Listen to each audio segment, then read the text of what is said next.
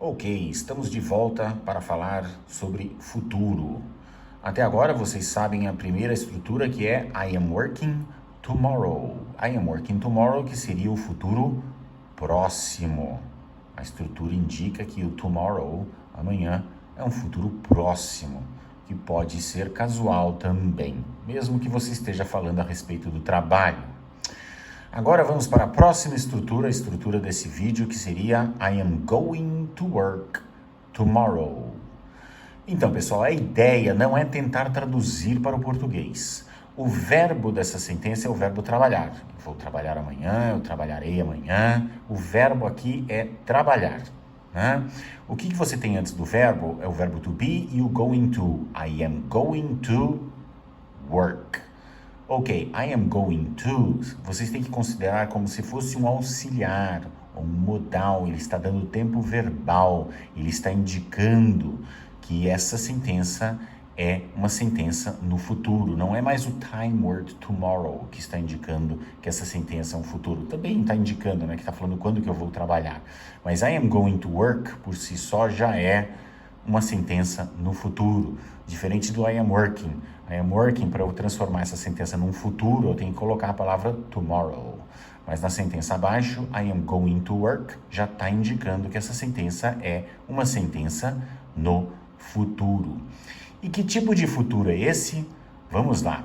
Esse futuro é chamado de certain future. É o futuro certo.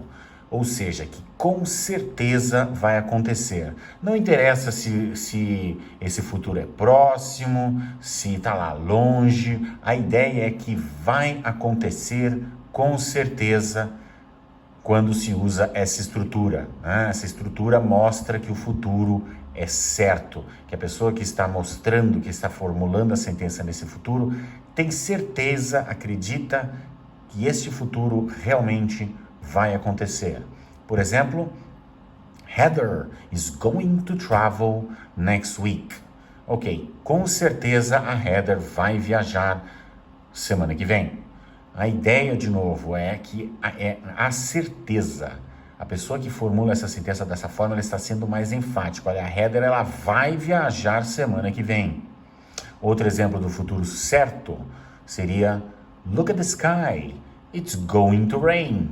Então olhe para o céu, imagine que o céu está preto, carregado de nuvens. Com certeza vai chover. Então a pessoa que está usando essa estrutura, esse tipo de futuro, acredita que realmente vai chover. Ela tem certeza que vai chover. Next example. Tom is going to meet Susan tomorrow. For sure, for certain. Joe is going to move next year. Another certain future. Sarah is going to sell her car. Another certain future. Peter is going to go to Europe next month. Essa sentença é muito interessante, porque veja, eu tenho o verbo go. O Peter, ele irá para a Europa, ele vai para a Europa o mês que vem. Mas antes do verbo go, eu tenho que continuar usando a estrutura is going to, se eu quero mostrar que é o futuro certo. Então, essa estrutura is going to é como se fosse o auxiliar, é como se fosse o modal. Ele não é o verbo da sentença. São palavras que expressam a estrutura do futuro. Então, Peter is going to go to Europe next month. Esse é o futuro, de novo, como todas essas sentenças, é o futuro certo, que com certeza vai acontecer, e geralmente a gente acaba usando esse futuro para coisas importantes, né? Que a gente quer dar uma certeza que vai acontecer, então acaba sendo usado em sentenças relacionadas a trabalho ou eventos importantes do futuro.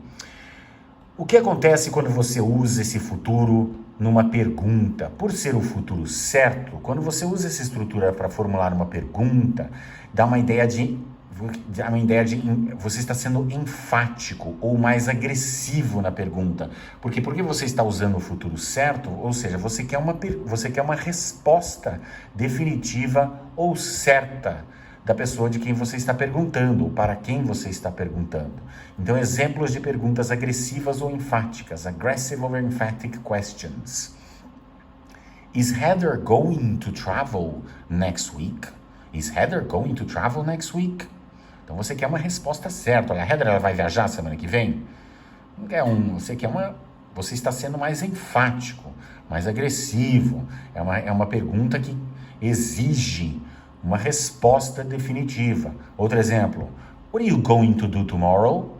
De novo, a entonação na língua inglesa está nas palavras. O que você vai fazer amanhã? Que é diferente de uma pergunta casual. De novo, a pergunta casual, que é o que vocês já conhecem, olha, eu coloquei o mesmo tema nos exemplos abaixo, isso é a mesma pergunta, mas com uma estrutura diferente. Em inglês, como eu estou falando, as palavras são a entonação, a estrutura é a entonação. Então, são as mesmas perguntas, as mesmas duas perguntas, mas eu estou transformando essas perguntas em algo mais casual, mais tranquilo, algo que não demanda uma resposta definitiva. Por exemplo, is Heather traveling next week? What are you doing tomorrow? O que acontece em português é que a gente mostra que a pergunta é casual somente pela entonação. Em inglês, não. Em inglês, a entonação está nas palavras. É diferente você perguntar, is Heather traveling next week?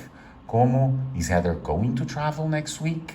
Essa sentença é até mais longa, né? Is Heather going to travel next week? Ou seja, por ser mais longa, ela é mais enfática, tá? Então, é essa a diferença entre uma pergunta casual no futuro ou uma pergunta enfática ou agressiva. Outros exemplos de perguntas enfáticas ou agressivas. Pode ser qualquer tema, é a estrutura que dá a ideia de agressividade, né? Okay, other examples of aggressive or emphatic questions. Are you going to work tomorrow? What time are they going to get married? What time are they going to get married? Provavelmente quem está perguntando isso é o padre, que tem que estar lá. Ou de repente convidado, ou o noivo. Não, o noivo não, porque ele está perguntando do day. Mas enfim, é uma pergunta importante. Essa pessoa é uma convidada, de repente vai para o casamento, né? Next question. When is Sue going to talk to Tom? When is Sue going to talk to Tom? And the last question. What is Jack going to do about this problem? What is Jack going to do about this problem? O que o Jack vai fazer a respeito desse problema? Então são perguntas enfáticas, mais agressivas, que exigem uma resposta definitiva. Na próxima aula nós vamos tratar do futuro, que seria o oposto desses dois primeiros que vocês tiveram, que é o futuro incerto e ou distante. See you next time.